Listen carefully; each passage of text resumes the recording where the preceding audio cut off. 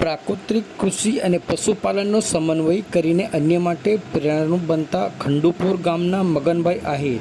રસાયણયુક્ત ખોરાકના કારણે લોકોને થતા નુકસાનની ચિંતાએ મને આ વ્યવસાયમાં આગળ વધવા પ્રેરક પૂરું પાડ્યું હોવાનું મગનભાઈ આહિર જણાવ્યું.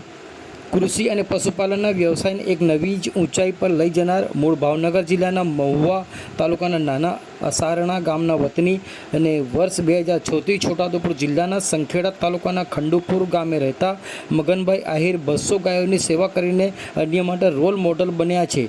મગનભાઈ ઘણા વર્ષોથી ગાયના છાણ, ગૌમૂત્ર તથા ઔષધિઓના ઉપયોગ થકી પ્રાકૃતિક ખેતી કરીને પ્રકૃતિના સંવર્ધનમાં પોતાનું યોગદાન આપવાની સાથે સાથે ઓર્ગેનિક ડેરી પ્રોડક્ટ અને અનાજ કઠોળનું ઉત્પાદન કરીને લોકોને આરોગ્યપ્રદ ખાદ્ય પદાર્થો પૂરું પાડી રહ્યા છે. તેમની મુલાકાત દરમિયાન જણાવ્યું હતું કે મારી પાસે ખંડુપુર ખાતે 350 એકર જમીન છે, જેમાંથી 100 એકર જમીન ફક્ત ગાયોના ચરવા માટે ઉપયોગ કરું છું, જ્યારે અન્ય જમીનમાં ઘાસચારો, અનાજ, કઠોળ, શાકભાજી વગેરે ઉત્પાદન કરું છું. વર્ષોથી ફક્ત પ્રાકૃતિક ખેતી જ કરી રહ્યો છું. મારા ખેતરમાં કોઈપણ પ્રકારના રાસાયણિક ખાતર કે દવાઓ ઉપયોગ કરતો નથી. પાકમાં આવતી ઈયળોના નિયંત્રણ માટે છાશ, મરચાં, લસણ અને તમાકુમાંથી દવા તથા જીવાતોના નિયંત્રણ માટે વિવિધ ઔષધિઓમાંથી સપ્તપર્ણી અર્ક બનાવી તેનો ઉપયોગ કરું છું. મારા ખેતરમાં હાલ 111થી વધુ ઔષધિ ઉગાડવામાં આવી રહી છે, જે ખાવાથી અમારી ગાયો હંમેશા તંદુરસ્ત રહે છે. પ્રાકૃતિક કૃષિના ફાયદા વર્ણવતા મગનભાઈએ ઉમેર્યું હતું કે વડાપ્રધાન નરેન્દ્રભાઈ મોદીએ ખેડૂતોની આવક બમણી કરવા નિશ્ચય કરીને ગાય આધારિત પ્રાકૃતિક ખેતી અપનાવવા હાકલ કરી છે. ત્યારે તમામ ખેડૂતો મિત્રોએ આ ઝીરો બજેટ ખેતી અપનાવીને ઓછા ખર્ચ વધુ ઉત્પાદન મેળવવું જોઈએ. ગાય આધારિત પ્રાકૃતિક ખેતી બિનખર્ચાળ છે.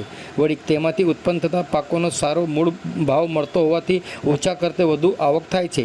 મગનભાઈએ વધુમાં ઉમેર્યું હતું કે હું ખેતીની સાથે સાથે પશુપાલનનો વ્યવસાય કરું છું. મારી પાસે અહીં 200 ગાયો અને 50 જેટલી ભેંસો છે. દરરોજ 1500થી 2000 લીટર દૂધનું ઉત્પાદન થાય છે, જેમાંથી દૂધ, દહીં, છાશ, માખણ, ઘી, ચીઝ, પનીર સહિતની ડેરી પ્રોડક્ટ મારા પોતાના પ્લાન્ટમાં બને છે. છાશ પણ દેશી પદ્ધતિ, વલોણા પદ્ધતિ બનાવવામાં આવે છે. તેમાંથી ઉત્પાદિત થતા માખણને ચૂલા પર ઉકાળીને ઘી બનાવવામાં આવે છે. આ તમામ પ્રોડક્ટ મારા ખેતરમાં ઉત્પન્ન થતા કઠોળ, અનાજ, લોટ સહિતની ઓર્ગેનિક વસ્તુઓનું સુરત, વડોદરા, અમદાવાદ જેવા શહેરોમાં ઉપરાંત 14 દેશોના વેચાણ કરું છું. આ ઉપરાંત અમારી વેબસાઇટ અને એમેઝોન પર ઓનલાઈન વેચાણ કરું છું. મગનભાઈએ તેમનો ઉદ્દેશ જણાવતા કહ્યું હતું કે આપણા દેશની કરુણતા અને કમનસીબી એ છે કે આજના યુવાધન ખેતી અને પશુપાલનથી દૂર ભાગી રહ્યા છે. અમારી કંપનીનો ઉદ્દેશ ખેતી અને પશુપાલનના સમન્વયથી ઉદાહરણ પૂરું પાડવાનો છે, જેના થકી નવી પેઢીને વિશ્વાસ અપાવી શકાય. આ ક્ષેત્રમાં પણ કારકિર્દીની વિશાળ તકો રહેલી છે. જીવનમાં અંતે દેશને કંઈક આપતા જવાની ભાવનાના લીધે મેં પ્રાકૃતિક ખેતી અને પ્રાકૃતિક ડેરી પ્રોડક્ટનો વ્યવસાય શરૂ કર્યો છે. કારણ કે હાલમાં સમયમાં રસાયણયુક્ત અનાજ, કઠોળ અને દૂધના કારણે લોકો અનેક રોગોના ભોગ બની રહ્યા છે, જેની ચિંતાના પરિણામે અમને આ વ્યવસાયમાં આગળ વધવા પ્રેરક બળ મળ્યું છે. ખેતી અને પશુપાલન બંને એકબીજાના પૂરક છે. તેમ જણાવતા મગનભાઈ ઉમેર્યું હતું કે ફક્ત પશુપાલન, ફક્ત ખેતી સફળ થવી મુશ્કેલ છે. હાલમાં ખેતી ખૂબ જ ખર્ચાળ બની ચૂકી છે. ખાતર, દવા, બિયારણ તથા મજૂરીના તમામ આવક જતી રહે છે, જેના પરિણામે નવી પેઢી ખેતીથી દૂર ભાગી રહી છે.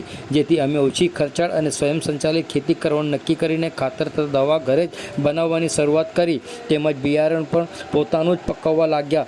ખાતર તથા દવા બનાવવા માટે ગાયોની જરૂરિયાત ઊભી થતાં અમે પશુપાલનની પણ શરૂઆત કરી અને આજે ખૂબ મોટા સ્કેલ પર અમે ગીર ઓર્ગેનિક બ્રાન્ડની વ્યવસાય કરી રહ્યા છીએ તથા 65 લોકોને રોજગારી પૂરી પાડી રહ્યા છે.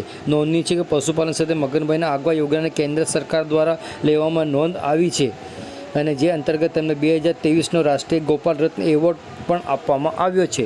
આવો સાંભળીએ આ અંગે ગોપાલભાઈ શું કહી રહ્યા છે. સાંભળો તેઓના મુખે.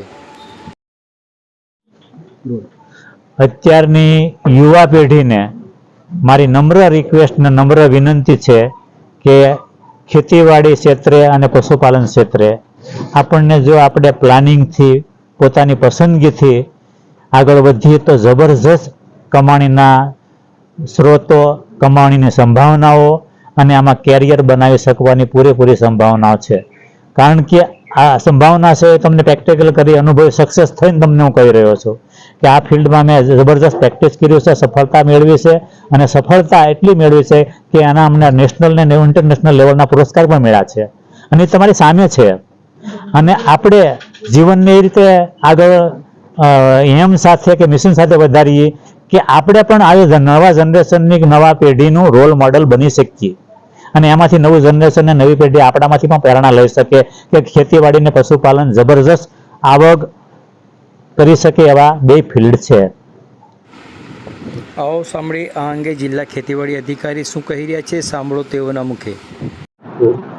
છોટાઉદેપુર જિલ્લાના સંખેડા તાલુકાના ખંડુપુર ગામે મગનભાઈ આહિર કરીને જે ખેડૂત આવેલા છે ને જે હાલ પ્રાકૃતિક ખેતી કરી રહ્યા છે, એમ ગણીએ તો છોટાઉદેપુર જિલ્લાના રત્ન તરીકે પણ કહી શકાય એવી ખેતી કરી રહ્યા છે.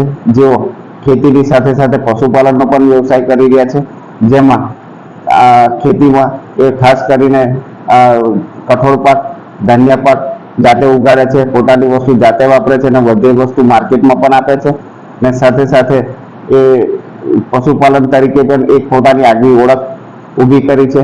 એટલે તમામ જિલ્લાના ખેડૂતોને એક અમારી એવી લાગણી છે કે એમને જે કર્યું છે કે જે પ્રાકૃતિક ખેતી, પશુપાલન કે જે નવી દિશા ચીધી છે એને અનુસરે અને બધા એમની જાને જોવે અને એમની ત્યાં પણ બધાને જોવા માટે છૂટી હોય છે અને જાતે પણ સમજાવે છે.